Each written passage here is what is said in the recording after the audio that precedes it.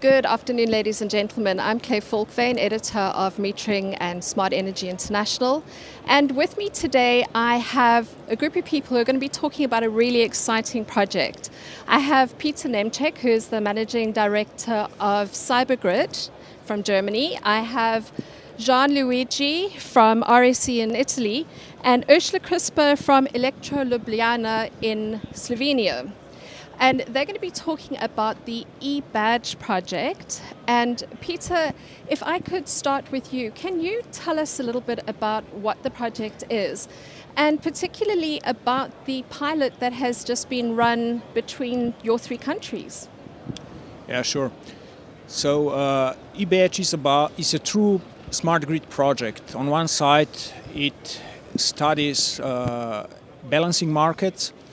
And on the other side, we develop some advanced ICT tools and virtual power plants that will be able to bid on the future integrated balancing market.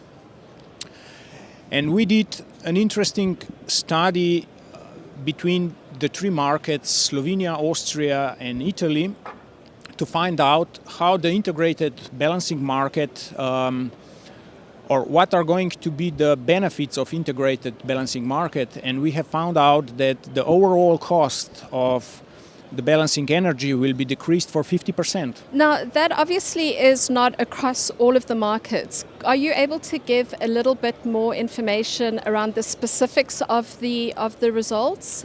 So the objective of the simulator that we have developed within the project was to show the difference in the results, in the costs and transits that could happen in the case in which a common merit order management of the balancing market could take place between the three countries of Italy, Austria and Slovenia. The idea is that for the future, the trend that is now ongoing in Europe to couple all the electricity markets is extended towards the real time, and that produces the necessity the possibility and the opportunity to have coupled balancing markets in order to spare the amount of available reserve and to allow to reduce cost for every citizen in Europe.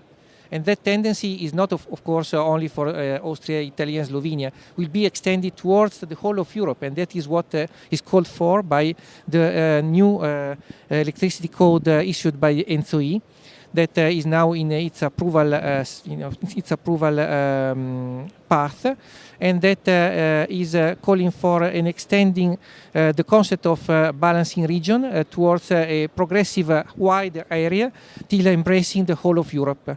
And that is will be opportune and will allow to spare costs. And as Peter has already announced, the results that we obtained, of course, with some simplifications with our model, was that the dispatching cost for balancing services could be more than halved. And that we obtained by considering past balancing bids, so historical bids that were already used within the three markets that we have analyzed. So by comparing the situation with and without the coupling of the markets, more than 50% of the cost could be spared. And this is, in my opinion, a very interesting result of the project eBadge. Thank you. Ursula, now I believe that the introduction of virtual power plants is a big part of this project. Can you tell me a little bit about the role that you played within the initial pilots and how the virtual power plants are going to change the way these markets operate? As you told before to the audience, I work in a distribution company. And we have experience, that's the most important thing, that even experience by working on eBadge project, that we can work together with our customers and using the virtual power plant as a tool. And on one side, our customers can decrease their consumption, and for this decreasing, they can get some money back. So they can be paid.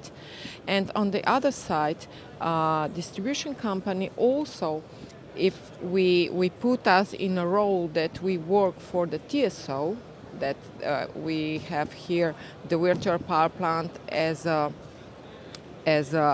tool for a system, power system, then also our company, the DSO, gets the money because we are now temporarily involved in a tertiary reserve.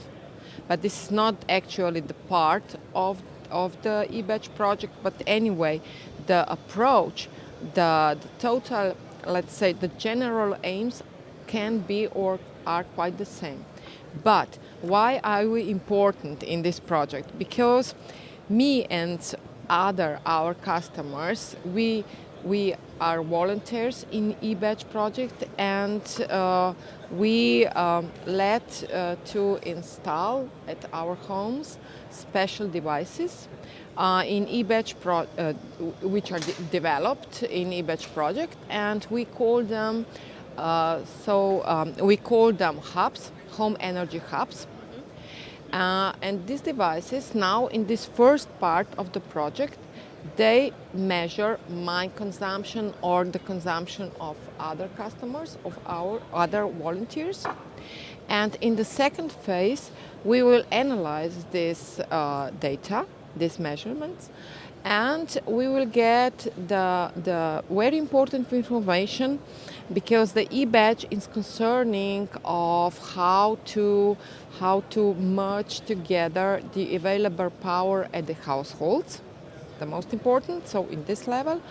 And we are sure that we will get the information how much power this available power for the system can be in similar project in real, not only here in a pilot, can be brought from real end customers, so that at the end, in real, the end customers using the VPP as a tool, they can take the part participating in the market also.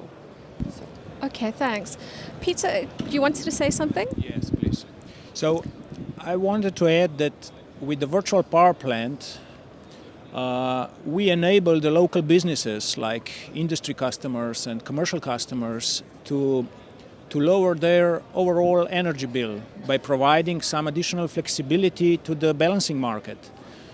The issue that we have today is that balancing markets are designed for conventional peaking power plants, and the rules are not, let's say, in favor of virtual power plants to participate there.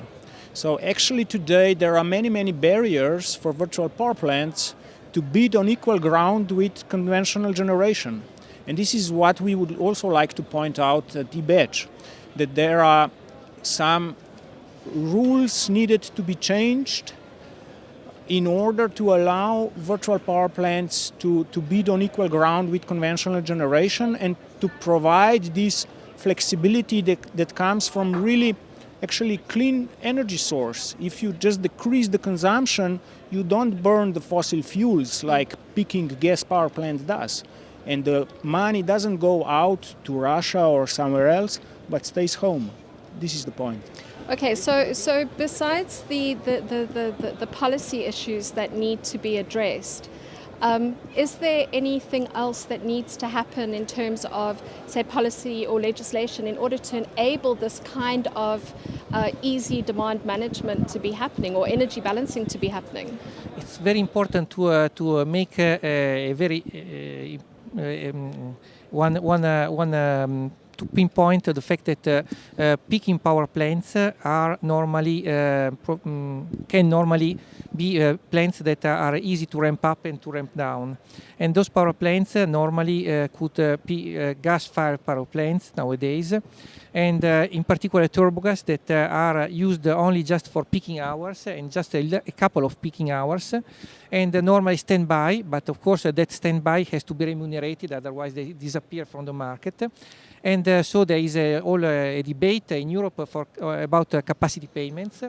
that is some money that is incredibly saying to be spent not in order to get energy, but in order to get the ability of old-fashioned power plants to stay on the market in order to be available for producing. So a virtual power plant could be an answer to reduce the amount of peaking power plants and to make available for the balancing some resources that are already there and could be introduced into the market by extending it not only on the territorial point of view, and that was the balancing over the borders, but also vertically between the transmission section and the distribution section. And this is very important because the more the markets are liquid, the better is the situation for the taxpayer, for the bill payers. Okay. That in a situation in which, due to the extension of renewable power plants, we need more and more balancing in the system, because those power plants are normally variable in their behavior and not programmable. And so reserve is needed more and more for the future. Yeah.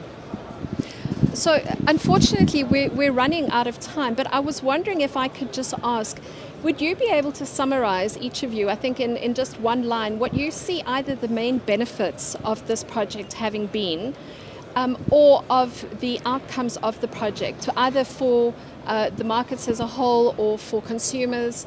Ursula, maybe you could start just in terms of where you see the main benefits being going forward. Yes, because I'm coming from the distribution company, I see the main benefits for our customers, really. One benefit is also for us, because we have the grid behind, and the benefits for the grid, just technical, because by decreasing some loads in sometimes, it's good thing to do.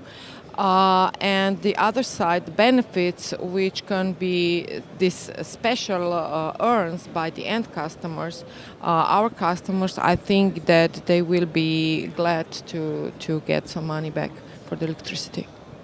Well, as a researcher and one that has studied markets, electricity markets for a lot of years, I cannot be but very happy to have been able to show that extending to balancing markets, so to the real-time markets, the coupling could be profitable for the system. And so in that to be a prompt launched towards, of course, the industry, that is, of course, the TSOs, so transmission system operators, but also the DSOs in the case that also VPPs, virtual power plants, are incorporated, an asset launched to them in order to see, well, for the future, please take profit of it and put in practice what we have demonstrated in our project. I see the benefits on two sides. One side is the side of the TSO.